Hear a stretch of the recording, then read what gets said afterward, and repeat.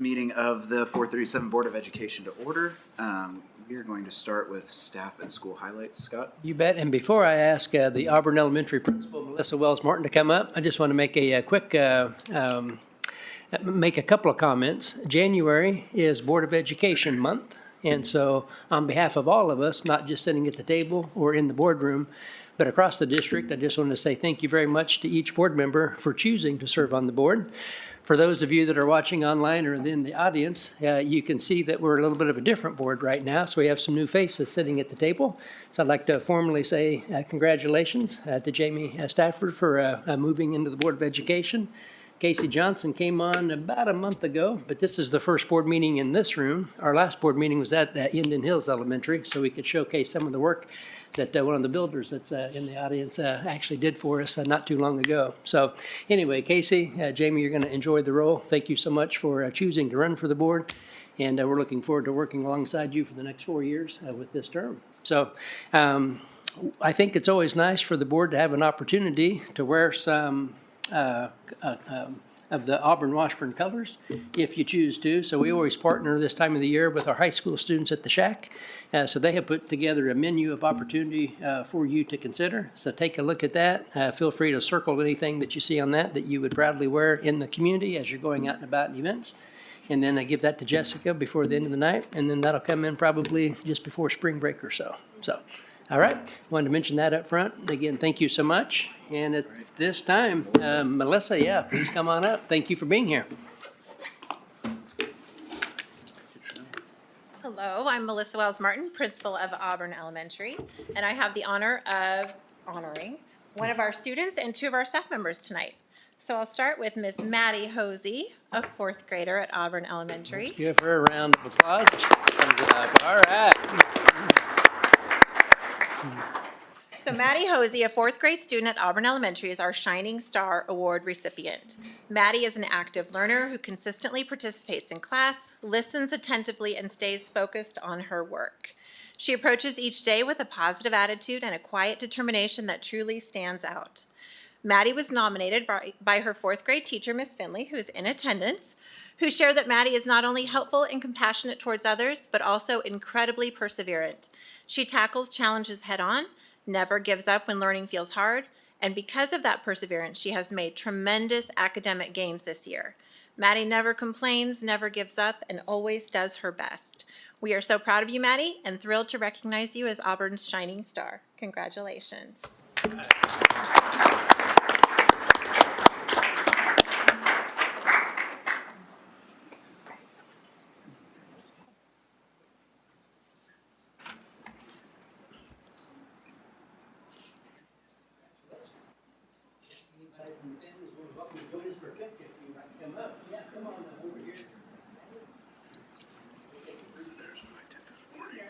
This is when you hope to block us. We're right in the background. Yeah. We gotta look on admiringly. Nice to have Grandpa nearby. That's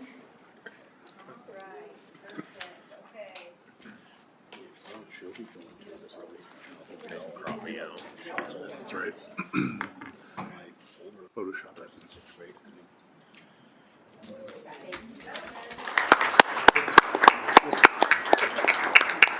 Thought they were all raised above. Right. Okay, our next award is an All-Star Appreciation Award, and that goes for the classified staff to Cindy Underhill.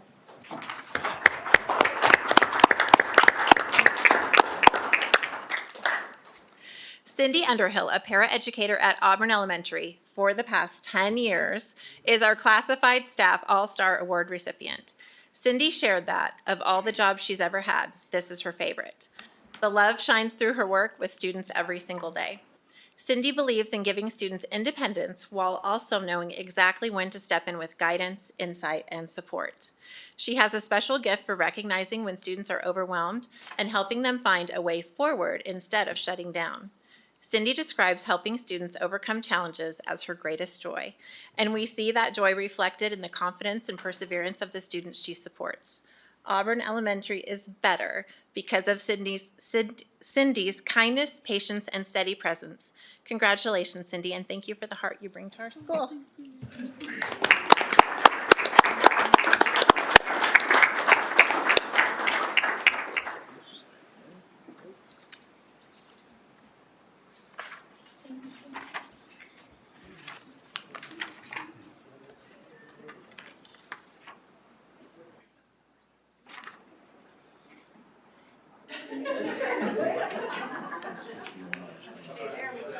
Yeah, this is a better seat.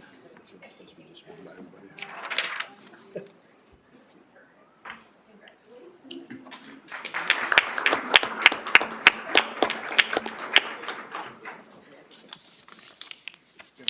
Okay, our last award is for our certified staff member, Heather Appenfeller.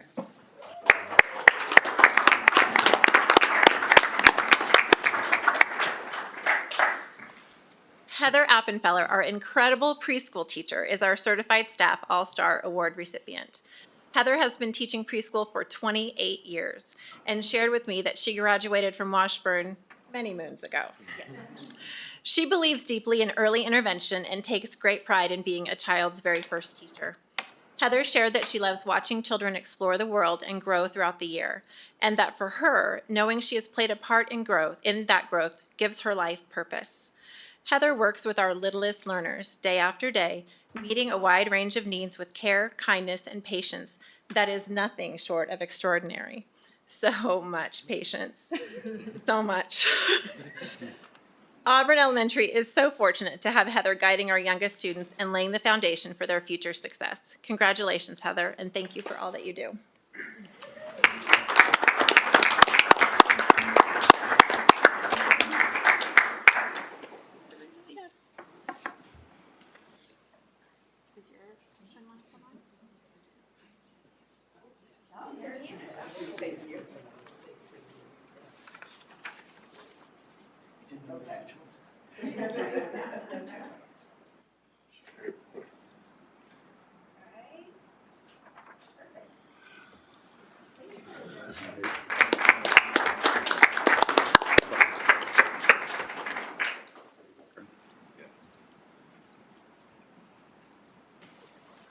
Thank you, Melissa.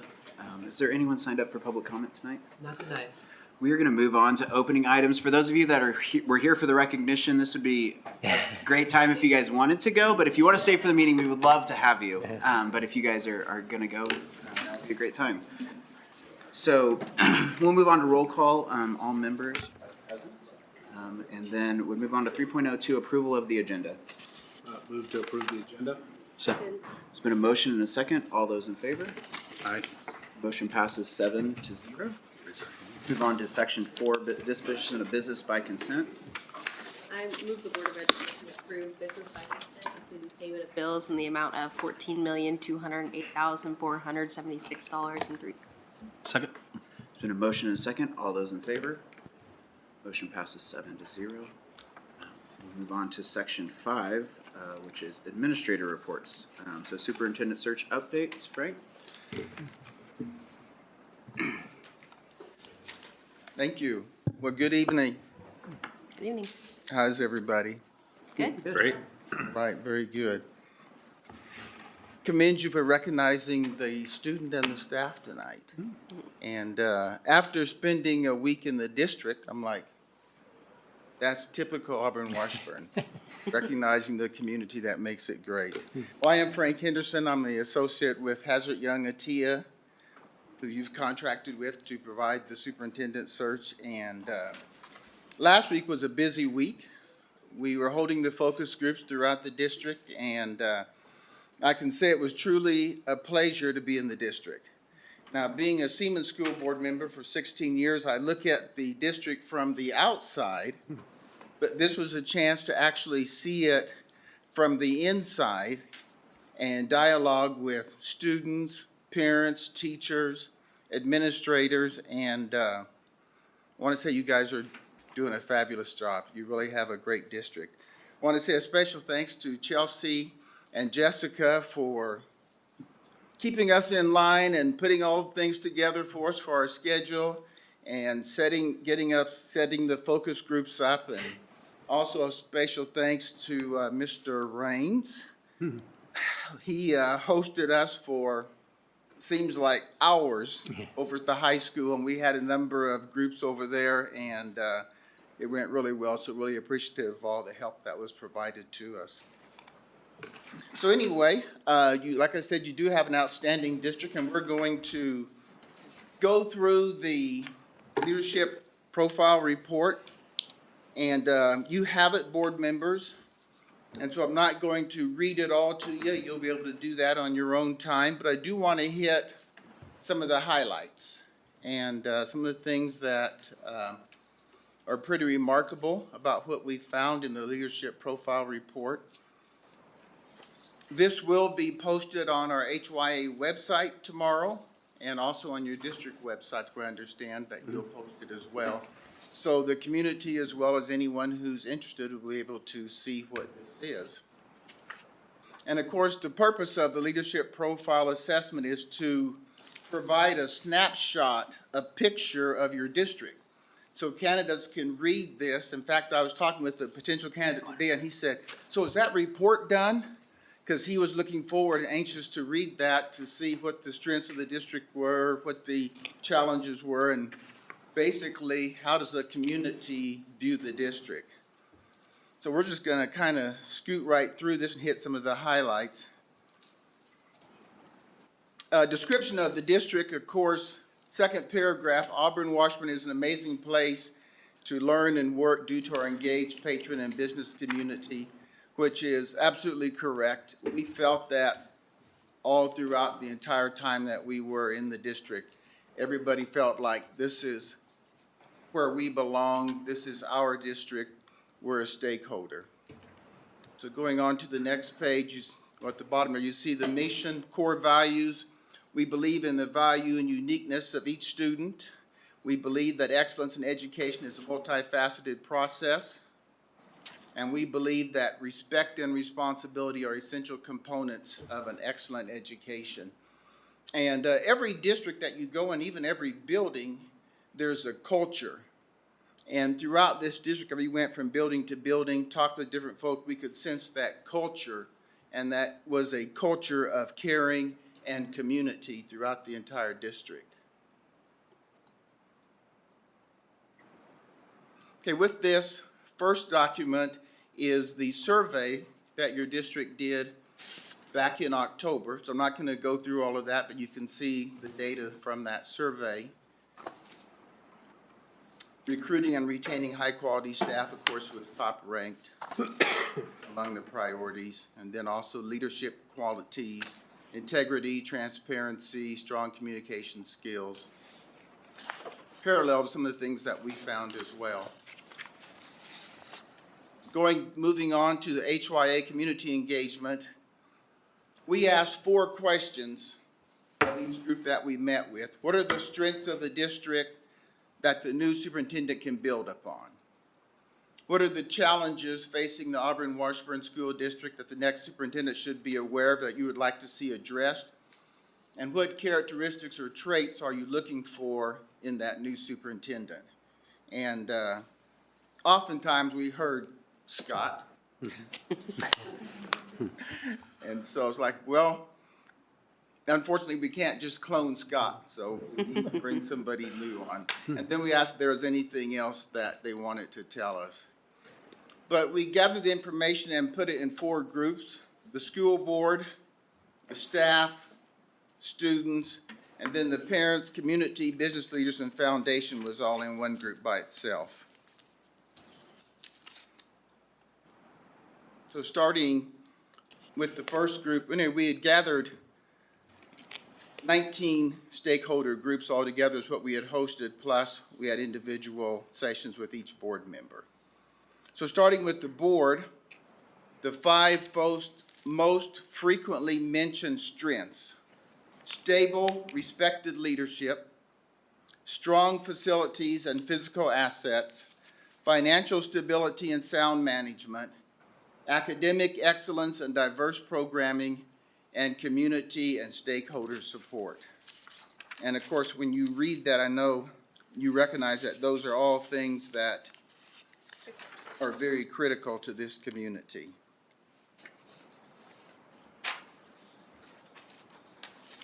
Then the 5 most frequently mentioned challenges. And as some have said, I view these challenges as opportunities. And of course, with every district, there's not a perfect district. There's always room for growth and opportunities. And so these are staffing and recruitment difficulties, which we see that across the nation, especially when it comes to support personnel. It's challenging. The pay isn't great. Again, across the nation, it's not like this district is different from any others, but that's always a challenge. Enrollment decline and housing availability was mentioned, how we have fewer incoming kindergartners than what we're graduating. And looking down the road, it's like, okay, we're going to see a decreased enrollment.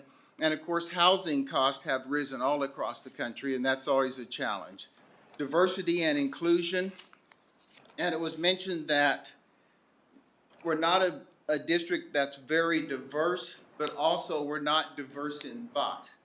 Because sometimes it's easy to get in one train of thought and you don't think outside the box. Communication with parents and community. In a district this size, communication is always a challenge because you want to be able to communicate enough, but not too much where people feel like, okay, there's another email or something coming from the district and they just disregard. But that's always a challenge, being able to communicate with the right mode and the right frequency. And student mental health and expanded school roles, that's a challenge across the country too, students' mental health and well-being. Okay, characteristics that they'd like to see in the next school board superintendent. And this is by you folks, by the board. Number 1, excellent communication skills, trustworthy, steady leadership, strong community engagement, operational and HR competence. They want someone that has some knowledge of HR, and adaptive, collaborative mindset. They say it's important to have somebody that is able to recognize where we are as a district and then be able to build upon that. Not come in and say, okay, I'm just going to wipe everything out and this is my agenda, this is my plan, but being able to recognize where the district is and then build upon that. The next group, parent, community, business leaders, foundation board, and of course you have a very strong community support, very strong business partners. The top 5 most frequently mentioned strengths: academic excellence with high expectations, comprehensive student opportunities and enrichment, exceptional career and college readiness. People are still amazed by the Innovation Center. They're like, this is just off the charts. Strong leadership, staff and organizational stability, community trust, investment, and transparency. And again, the very strong element of being a community-minded and family-minded district. Then the challenges from this group, again, staffing, workforce sustainability, human capital challenges, financial limitations, state funding uncertainty, and resource prioritization. Of course, there's going to be a new funding formula coming down the pike probably in the next year and a half or year anyway. Equity, access, and consistency across schools and student populations. It was expressed how it's a challenge to ensure that everybody has equal access to all of the programs, to all of the resources available to them, regardless of their economics. Safety, student well-being, and responsible technology integration, and that's always a big one. Leadership, communication, and community engagement in a high expectation district. Your community wants to be involved. They want to be engaged. They want to know what's going on, and they want to partner.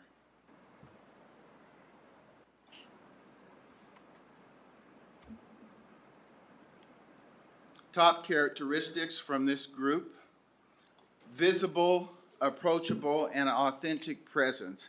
They wanted somebody that is going to be seen in the community, someone that is genuine, someone that they feel like they can approach if they have a concern.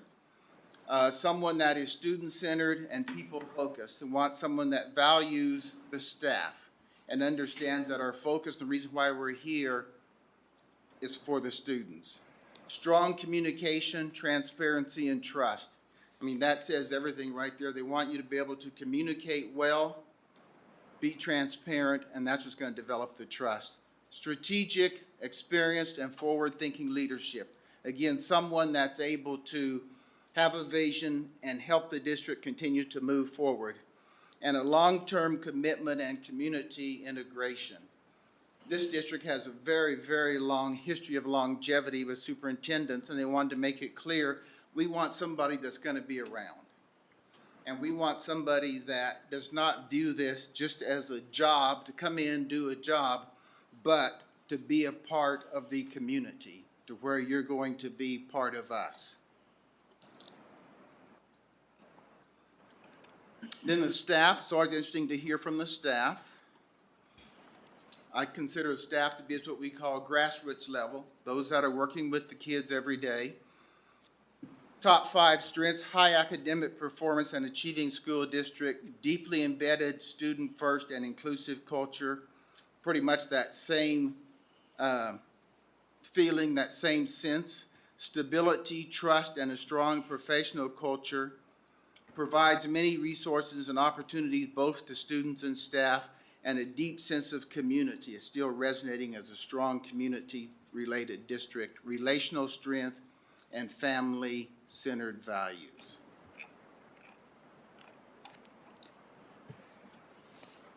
Then the most frequently mentioned challenges, of course, staffing, retention, and compensation, equity and consistency across the district, communication and decision-making processes. They want to be able to understand the whys. When a decision is made, we want to know why this is happening, how it's going to impact us. And meeting the diverse and growing needs of students. Your staff love your students, they love being here, and they want to be able to see that all the kids' needs are met. And then, of course, financial and operational constraints.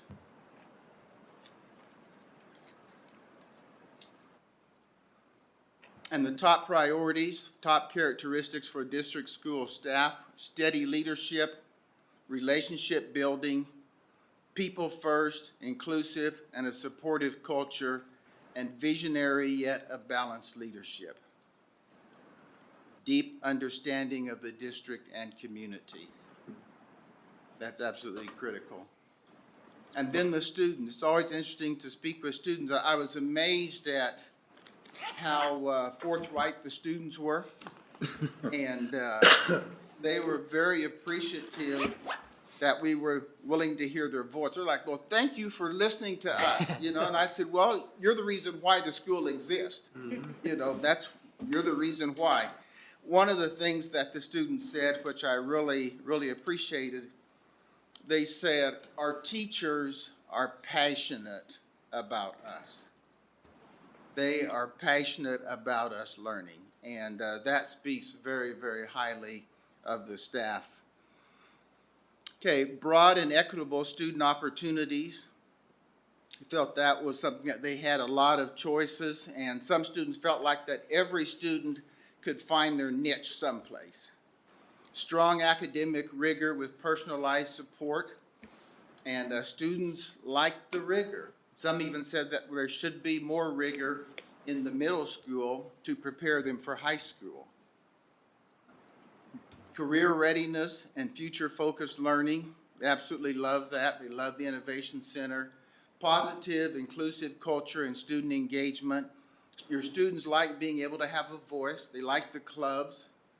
High-quality staff, facilities, and community investment. And some of the students expressed the fact that they've gone to other school districts for different trips and realized that other districts don't have what they have. And we're really appreciative of the facilities and the opportunities here at Auburn-Washburn. Challenges. Normally with challenges we hear everything from bad lunches to whatever, you know, but we didn't hear that. Consistency, fairness, and equity across the district.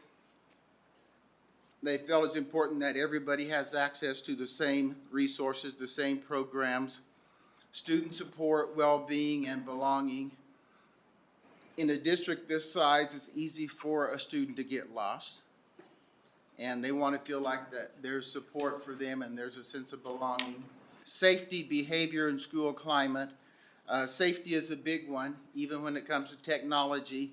Some students express that they know they have fellow students that are misusing the technology, and that was a concern for them. Access, logistics, and barriers to participation. They realize that everybody can't participate in everything, but they would like to be able to participate in as much as they can.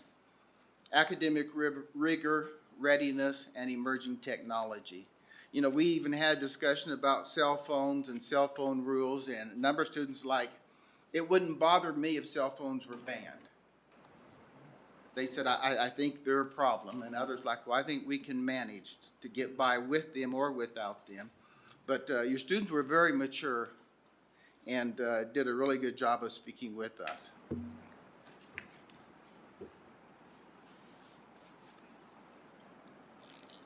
Characteristics that they wanted to see in a superintendent: visibility and student connections, trust, integrity, and follow through, communications and transparency, decision-making and leadership style, financial responsibility, and equity in funding. And the students like structure, and they're like, you know, tell us what the rules are, and then everybody abide by them. And they said, we don't mind that, just as long as it's clear. Then in looking at all of these groups and all of these stakeholders, we were able to see some emerging themes. And the strengths basically that we came up with were 5 strengths. And I think that you will see that these describe your district really well. 1, academic excellence with high expectations and personalized support. We heard that throughout, is that the community expects the kids to succeed. 2, broad, equitable student opportunities and enrichment. That was very strong. College or career college and future focused readiness. People felt that the district does a good job at getting kids ready for after high school. Strong leadership, high quality staff, and organizational stability.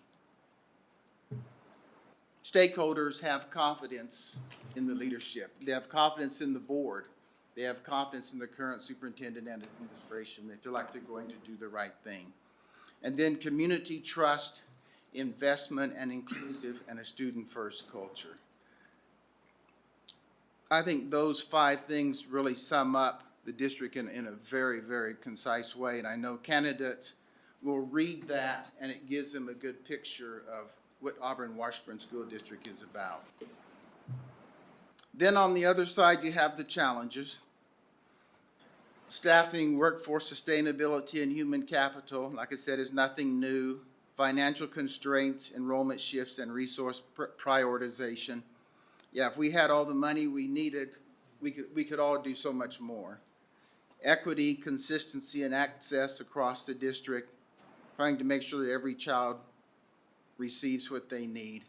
Student well-being, safety, and school climate, and school and student safety will always be a factor of a priority. Leadership, communication, and community engagement in a high expectation district. So the bar is set high. The board has always set the bar high. The community has set the bar high. So that's going to be a challenge for the next superintendent coming in, realizing that he or she is going to have to be able to continue to perform at this high level to meet the expectations of the community. Then the characteristics, we have 10, exceptional communication and transparency, trustworthy, steady, and ethical leadership, student-centered, people-first leadership, visible, approachable, and authentic presence, strong communication, engagement, and integration, strategic, experienced, and forward-thinking leadership, operational, financial, and HR competence, collaborative and adaptive leadership style, commitment to stability and long-term investment, and integrity, follow-through, and student voice. And then at the end of all this are the bulleted notes that you'll have board also from all the groups. But that's kind of your nutshell version of the leadership profile report, and happy to answer any questions you may have. Any questions or comments for Frank? No, appreciate that, yeah. It's a heck of a week for you guys to get through all that in a week. It was. I can imagine. So thank you, Frank, for all the work on this, and we're excited for the next steps. All right, well, thank you. Continue to keep up the good work. Thanks, Frank. All right, and then next up on administrator reports is Dr. DeSoto with a mid-year update.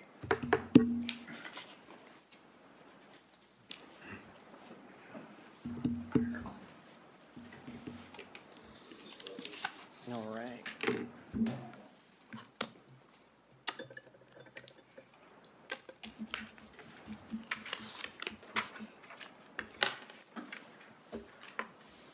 Okay.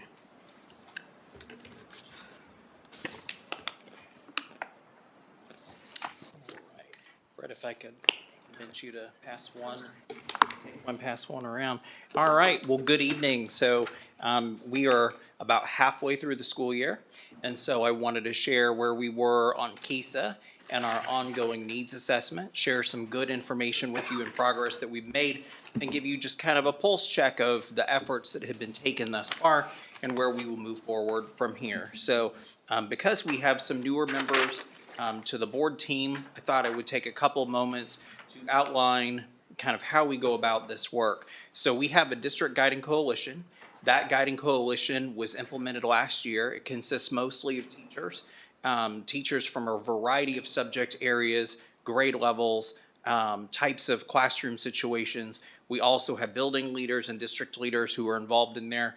It's a group of about, I think, 25 folks, and we meet periodically throughout the year to engage in the process of accreditation, but also how we can leverage our PLC to move our system forward. So we have a very diverse group of folks who are passionate about supporting all of our students.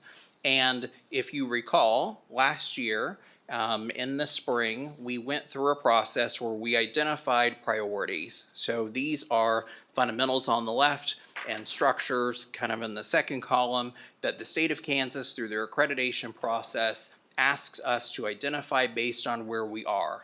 Through a collaborative discussion with the Guiding Coalition, with building principals, with stakeholders, and buildings and feedback, we landed on standards alignment for our fundamental, professional learning, and professional collaboration for the particular structures we used. And we were in very good company, by the way. They've been showing this on KSDE presentations. I thought I would add this. The overwhelming majority of school districts picked the exact same things that we did, because you can't really do a whole lot of the really powerful deep work without having a solid foundation in place. And so we wanted to examine our foundation, make some adjustments, which we've done over time, to really allow us to excel. And I'm excited to show you some of the results of that work here in a moment. But again, we are in good company. Every building has a blueprint. These blueprints outline how buildings will engage with the Auburn-Washburn focus areas. I'm not going to read this to you, as we've talked about this numerous times, but as a reminder, our first goal was thinking about how we use standards to support assessment through professional learning. Our goal with the state was to have 60% of the PD completed. We have done 80% of it by this point. We have one more PD day where teachers will have an opportunity to showcase what's going on in their classrooms through professional learning communities, while also reaffirming the 4 to 4 questions. So we've made very good progress there. So the second 2 goals are both around professional collaboration, again aligned with standards. So goal 2 is focusing on common assessments. So we know what it is we teach, so now we're focusing also on how do we know that that is effective. And so the first goal was to develop district expectations for common assessments. We've done that. We've engaged in discussion about that. We've shared that information out And now we begin the work of implementation, and the goal is for 90% of common assessments to be reviewed by PLCs through different structures. Elementary will look at ELA assessments, and they will do that through DCC work. Secondary will be doing that in their PLCs because they build them in their PLCs. And so we will review with those teams what that looks like, and Learning Services has been partnering with buildings on that. Goal 3 is standards alignment through data analysis and collaboration. So you have the information about student learning and you know where they're at. Okay, what does this mean for us? How do we move it forward? So again, we developed district expectations. That was our goal for our 6th month. We've done that. We decided collectively as the guiding coalition that it should be ongoing as part of the teaching and learning cycle. So not something you just stop and do, but something that is embedded in who you are. That we prepare our data and we're prepared to have quality conversations about it, and that either we do things as a building or PLCs have agency to use some tools that the guiding coalition has vetted. So either approach works as long as there is a level of consistency. Moving forward then, PLCs will work with our instructional facilitators, all of our schools have them, to engage in data analysis cycles, either using building protocols or one of the district selected tools as a modeling opportunity for our folks. So I have been having discussions about that, and we'll reaffirm all of this with principals as we go through. So that's where we've been thus far on our needs assessment and accreditation journey. So I want to share some data with you. We'll do this from time to time over the course of the year. I'll eventually share some CAP data with you as we move a little bit farther, but tonight we'll focus on MAP. So MAP is the measure of academic progress. The measure of academic progress is our interim assessment. All of our students take it 2 through 10, and we take it 3 times a year. The purpose of this is to measure student growth. We want to know how much students are learning in reading, language usage, and math over time, not just over 1 year, but over multiple years. And we use this to guide instructional planning, to monitor progress, to look at the effectiveness of our programs and know how we can support and identify individual student needs. And this is one of the things that our team uses when we think about accreditation. So we do it 3 times a year, and this is kind of an important piece because you will see on the slides, they're titled a little bit strangely. So fall is taken in August. Winter is taken in December. So when you see the years, you'll see 2025 and you'll think, why is it not 2026? We did it in December, not in January. And then we'll take it again in May. And so there are 3 data points we'll talk about. One's a scaled score, one's observed growth, and one's growth percentiles. So let's dig in. And at any time you want to ask questions, just stop me, all right? I could just talk about this forever because I like geeking out about data. So the first piece I want to share with you, and I'll tell you also what I think you should take away from it, but engage critically if you wish.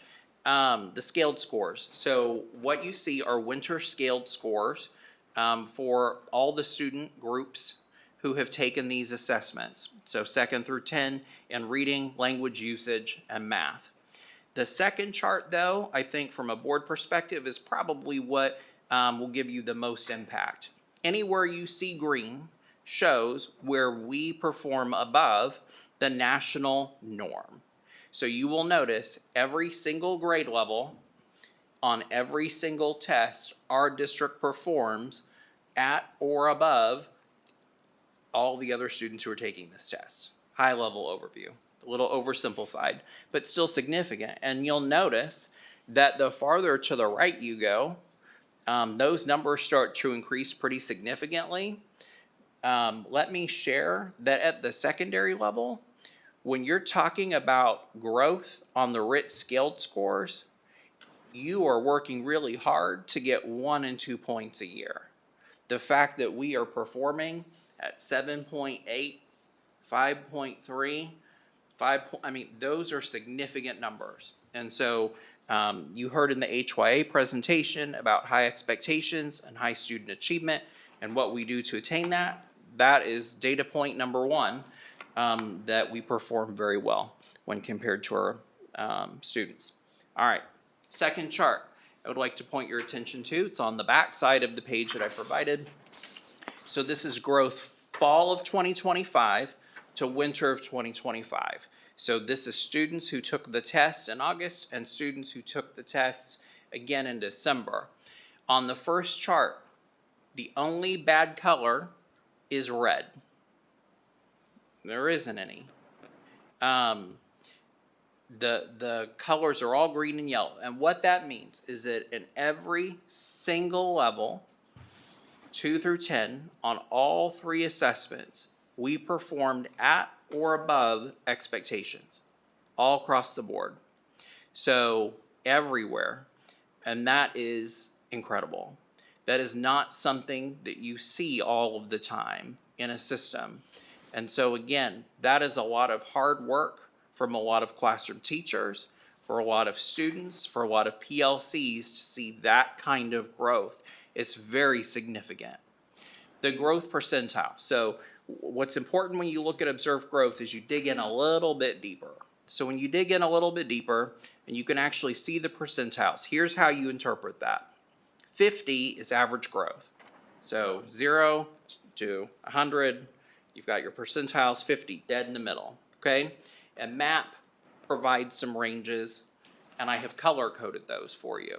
So what you will notice is that our growth percentiles are average, and high across the board. This is why I say, don't worry about the yellow, because you'll notice, yeah, there's yellow in 10th grade, but that's still positive. That's still right where we want to be, because when you look on the growth percentiles, they're right where we need to be in terms of average growth. And so it's a similar way of looking at it with a slightly different lens in how the data is calculated. But again, very strong performance across the board. Oh, Dr. DeSoto. Please interrupt. When it says difference from expected growth, how are we Yes. defining expectations for growth? Excellent question. So on the MAP assessment, through their psychometric analysis, through the number of weeks in a school year, through all of the national norms, what they do is they project and they say you should make X amount of growth over the course of a year. What I have reported to you here is not the actual number of the actual amount of growth, because without context it's not very helpful. What I have shown here is how much of a difference there was between where we should have been versus where we were expected to be. So it's important to have higher levels of growth for a couple of reasons. One, if there are ever situations where you are trying to catch up, so you're trying to close gaps, you want to be able to have higher, faster growth, because it allows you to bring everyone along with you. It also allows us to maintain these higher levels of performance by always staying ahead of the curve. And so that's why it's reported as a difference rather than the actual growth number. Did I answer your question? Yeah. Okay. All right. So you read this the same way. So winter 2024 to winter 2025. You might ask yourself, well, why is second grade blanked out?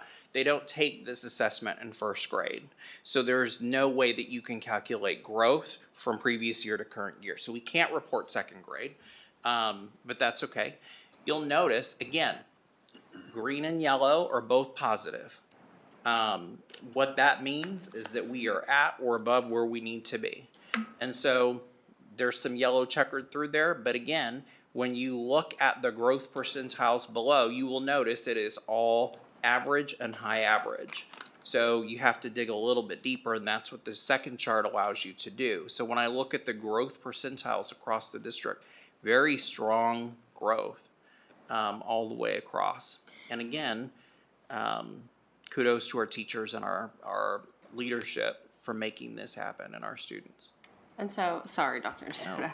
To provide some context, just to make sure I'm understanding correctly. So when we say a 0.0 on fifth reading, we're essentially saying that there was expected growth between, say, fourth winter, fifth winter, and we would expect a growth percentage of 5%. I'm just making things up. And so this is saying, yes, it's 0.0, but we hit that 5%. We just didn't hit over the 5%. Correct. Okay, so still indicating growth over time, just not.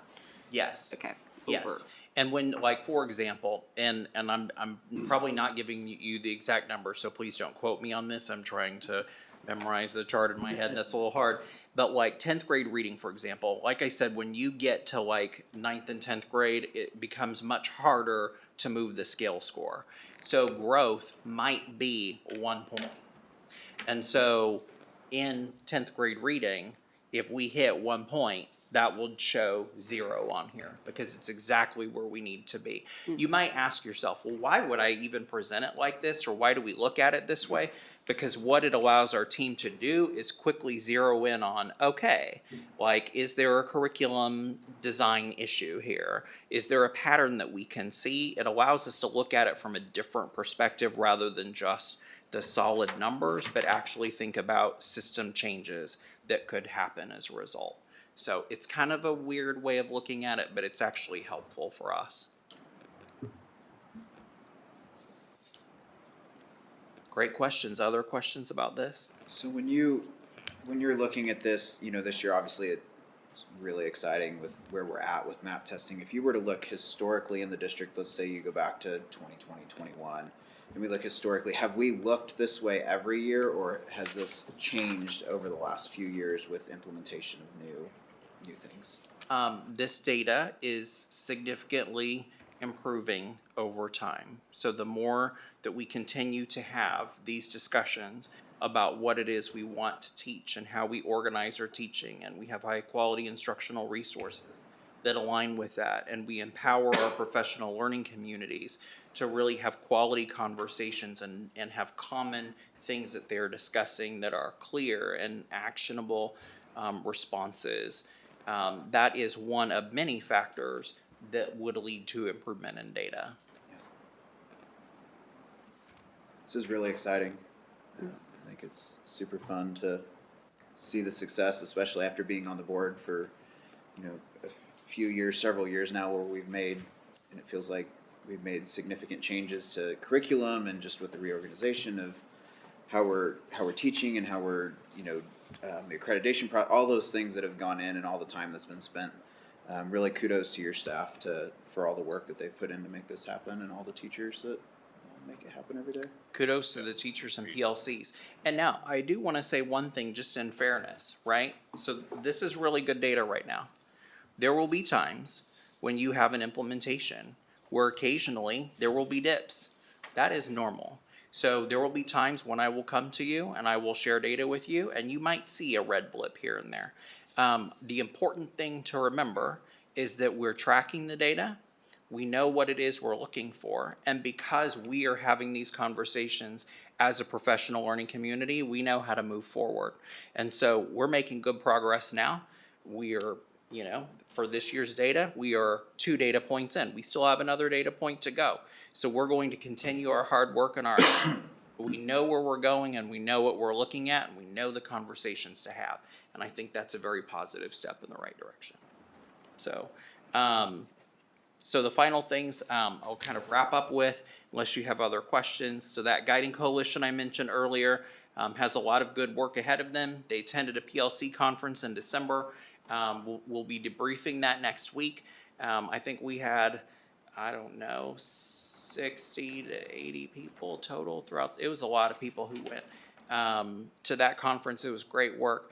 Our guiding coalition members will be developing training that we will roll out in April and also be able to use in buildings. So that's exciting. And then we'll continue to gather our data and be able to package it up for our action planning that comes in April through our KESA School Improvement Day. So as we prepare more data, I'll come back in front of you and share more insights with you to keep you in the loop as we move through this process. And that's all I've got. I told Jeff that when we do the third data point, if it turns out all green and yellow, let's present that in June. But if there happens to be a little bit of red, he can hold off until like August. First report with the new superintendent is. Timing is everything. Well, thank you, Jeff. Thank you, guys. We appreciate your support. All right, we'll move on to section 6. 6.01 is guaranteed maximum price for Pauling South. So Tucker. Josh with Lloyd going to come up here.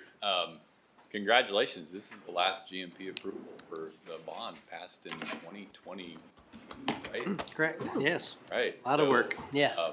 It's on budget, so it's kind of a celebration here tonight. Obviously, there's gonna be some more discussions, I think, with the capital outlay committee moving forward this spring on some different improvements that might be possible to add into it. But right now, we're just here to approve the base bid. So I'm gonna turn it over to Josh, but I just wanna thank you all. I know that there's a lot of new faces on this board over the last 4 years that I've been here. And I really appreciate all of you being so, accepting as you've come onto the board, because I know that the leadership change over 4 years. And I appreciate, Scott, you sticking around, and I know we still have to build this thing. But there's typically a lot of turnover over 4 years when you have a big bond like this, and you guys have had that. But you've handled it with grace and class, and we've been able to stay on target and on mission the whole time. So I appreciate that greatly. Well, I'd echo Tucker's comments as well. I don't think there's anything I can add. Very well put. Appreciate the partnership that we've had and Scott's leadership certainly, and working with Tucker, and excited to move into this last phase of improvements for the district. So what you have in front of you tonight is our final amendment for the work associated with Pauline South. Certainly can answer any questions you might have. With that document, I was just going to give you a brief rundown of kind of how the bid went.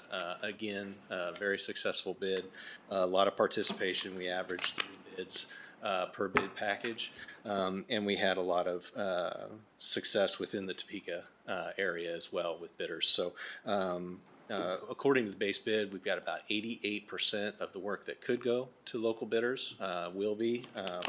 That'll be almost $1.2 million, and some of that could increase depending on some of the alternates that get taken as well. So keeping it short on the last one, so certainly answer any questions you might have. Any questions or comments? Since I'm the last one standing, I guess, with Michael and Jackie, I appreciate all the work with you guys and been very transparent and good communication, and been just real good to work with, and working with each of the buildings. So appreciate the work there. Thank you. Thank you, guys. Thank you. And this will come back up for consideration here in just a little bit. That is correct. 6.02, staffing request for 2 para positions. Chelsea? Yeah, so 2 para positions. I have the details in a communication to the personnel subcommittee.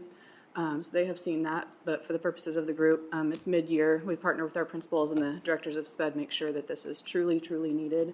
There's one that'll be at the secondary level, one at the elementary, and it matches a student need. So if you have any questions, let me know. Questions or concerns for Chelsea? No question. All right. Thank you. Move on to 6.03, acceptance of charitable gifts. Jessica?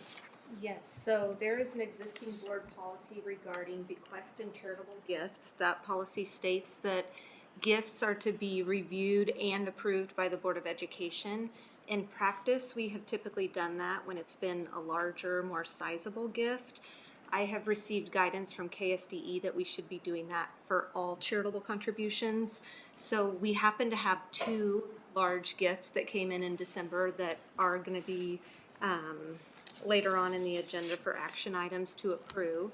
But in the future, I will be putting any charitable contributions that come into the district on the consent agenda for you all to review and accept. So the 2 tonight are a $10,000 contribution from Federal Home Loan Bank in Topeka. And I think you saw probably that goes to architecture and construction pathways at the Innovation Center. And then a $6,000 contribution from an individual donor for unrestricted support at the Tallgrass Student Learning Center. So both of those will show up later under action items. Any questions or comments for Jessica? All right, if not, we'll move on to 6.04, K-12 Mastery 10 Standards for Science. So Jenny and Morgan?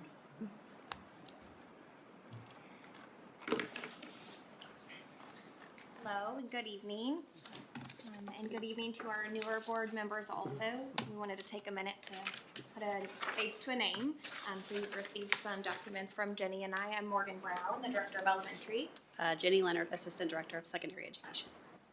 All right, so we're going to talk you through K-12 Science Mastery 10 Standards. So if you have been a member of the board previously, we have gone through this with a couple of other subject areas, but we're going to walk through science. So not to sound like a broken record, but we're going to go through a little bit for our newer board members, just to kind of go through this process with you. So for Science Mastery 10, we chose 10 mastery standards at each grade level K-12.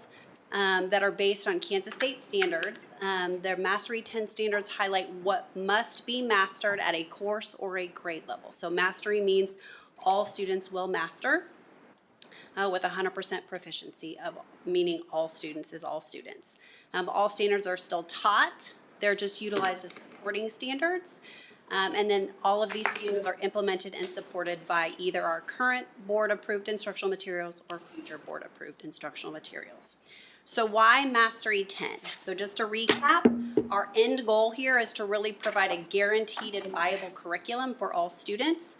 It's a promise to our students, to our parents, to our colleagues, and our community for what our students will know as well as be able to do here in Auburn-Washburn. And it also provides that clarity and support for our teachers in our curriculum alignment. So there's no more guessing game as to what students will master. They will master this, and we will make it our priority to make sure that this is done so that they're not only proficient at that grade level, but also ready for the next.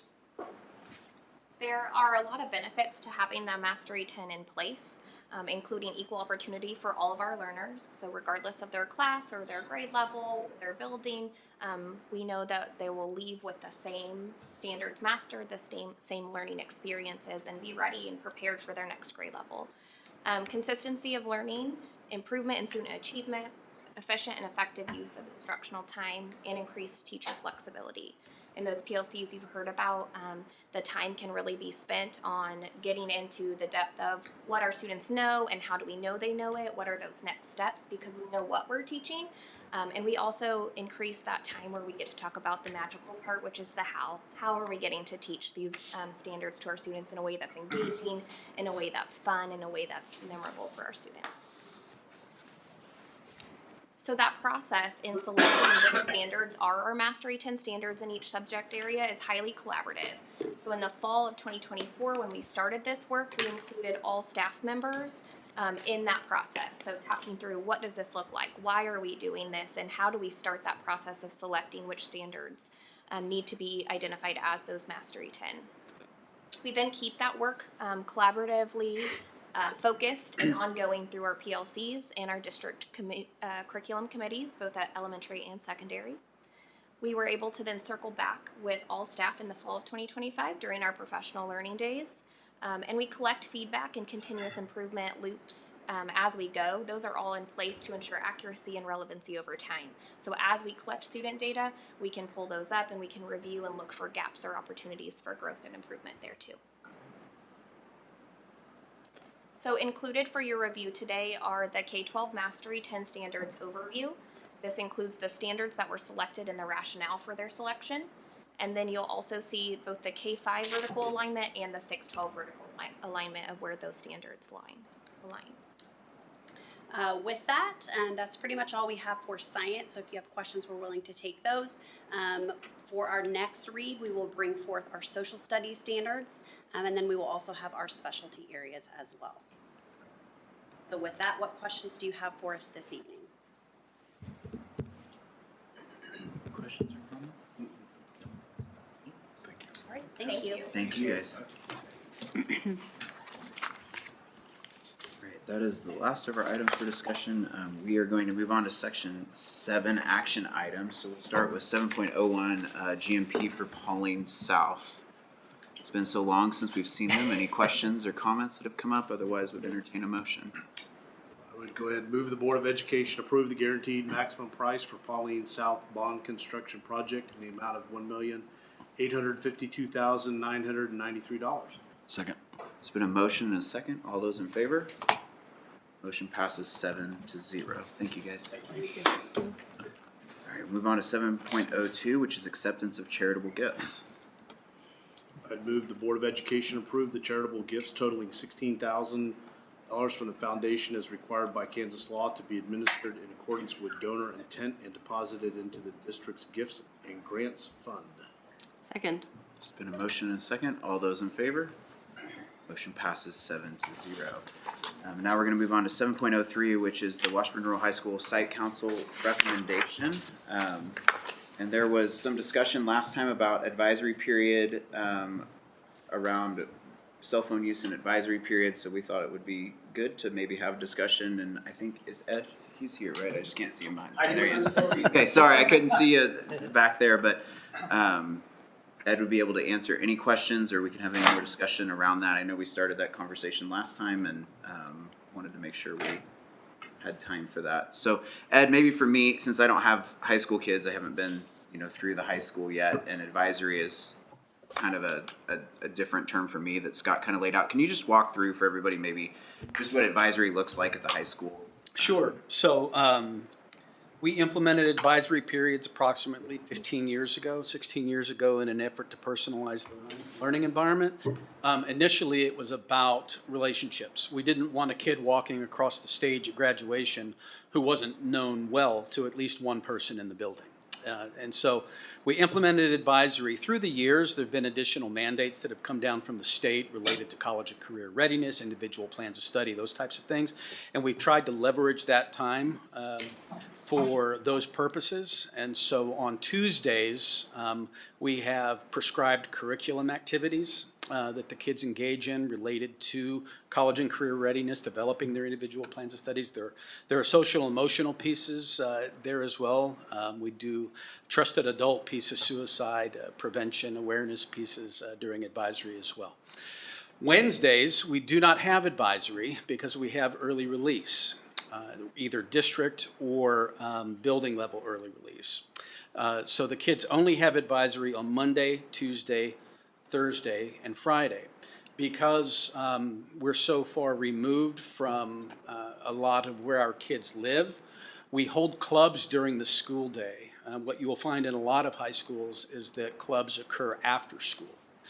Because a lot of our kids can't make it. Again, going back to the equity issues that you heard Frank talk about and accessing those kinds of opportunities for kids who don't have transportation after school, we have clubs during the day. And so we do that on Thursdays.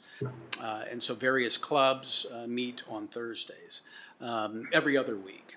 And then Mondays and Fridays, we left open for kids to get extra help, assistance, from any teacher they have on their schedule in any of their classes. And so they just go wherever they need to go to get that help or assistance, or they stay in their advisory period on Mondays and Fridays and do homework, whatever they need to do to use that time wisely in pursuit of academics. And some of them, honestly, will use it for downtime, especially those kids who are taking AP classes, a full load of AP classes or IB classes. So it's a very multifaceted approach to how that time is used. But to sum it up, Tuesdays are curriculum days. I consider those instructional time, and as it relates to cell phones, I would not want to see cell phones during that time.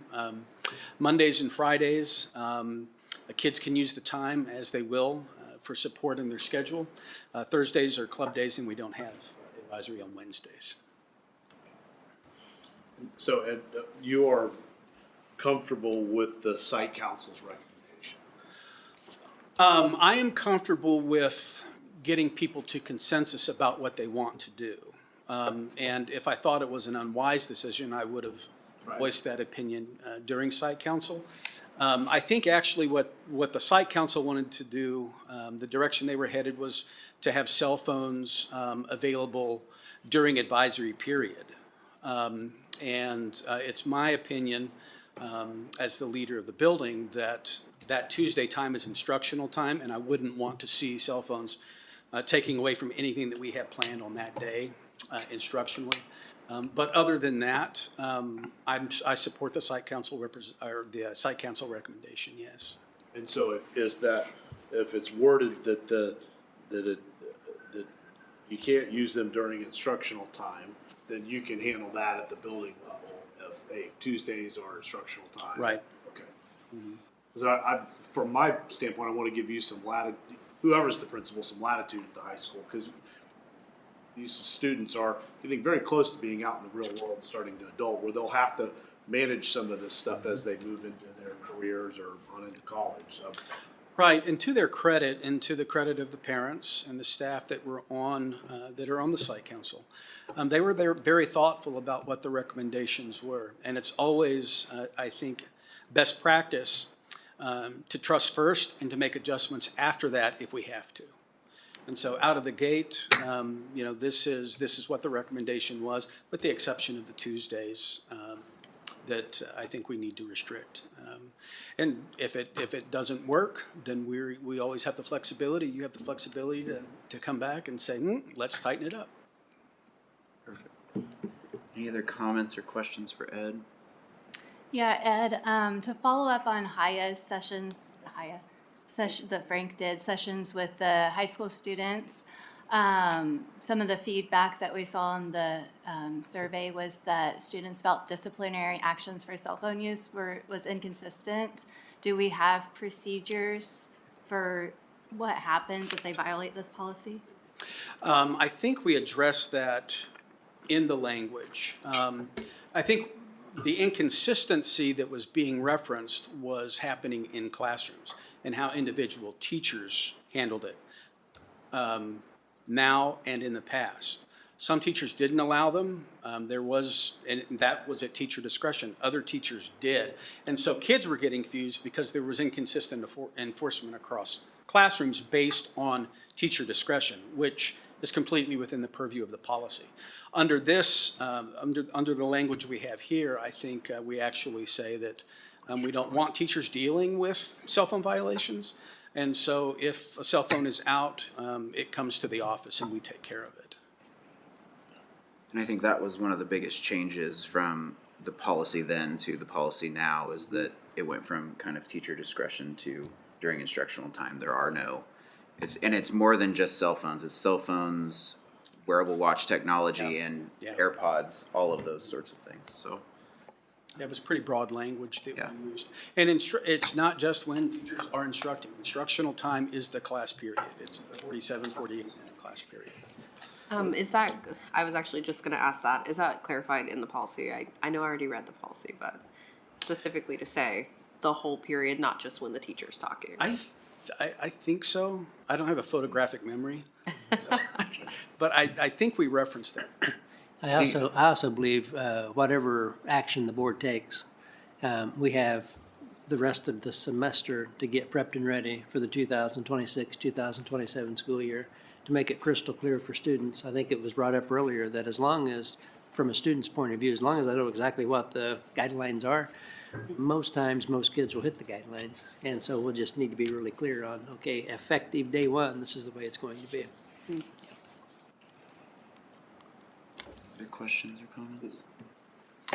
Good feedback. Well, Ed, thank you again for coming here, and I know you sit on the site council, and thank you for all their work on that.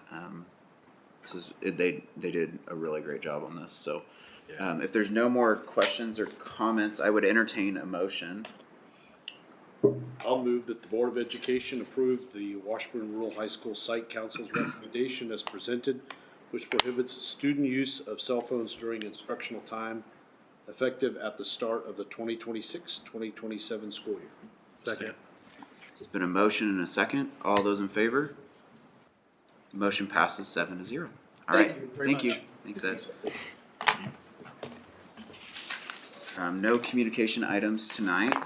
So at this time, the chair would move to go into executive session at 7:40 p.m. to discuss students pursuant to the relating to the actions adversely or favorably affecting a student under coma, to discuss matters pursuant to the exception of non-elected personnel under coma, and to discuss budget pursuant to the exception for employer-employee negotiations under coma for 40 minutes.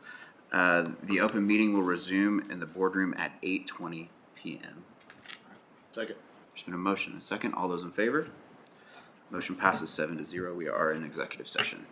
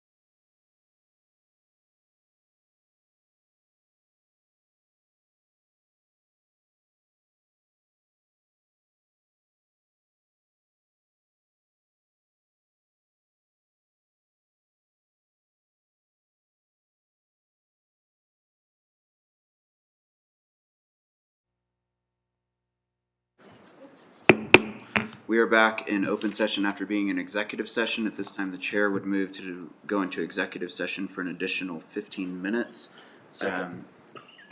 There's been a motion and a second. All those in favor? Motion passes 7-0. We're back in executive session.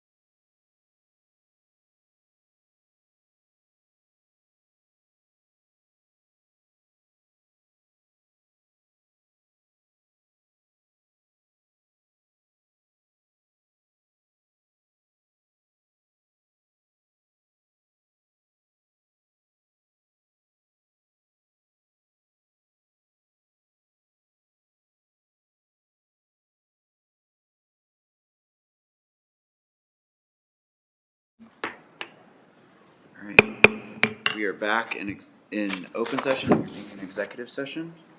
Motion to adjourn. Motion in a second. All those in favor? Motion passes 7-0. We are adjourned.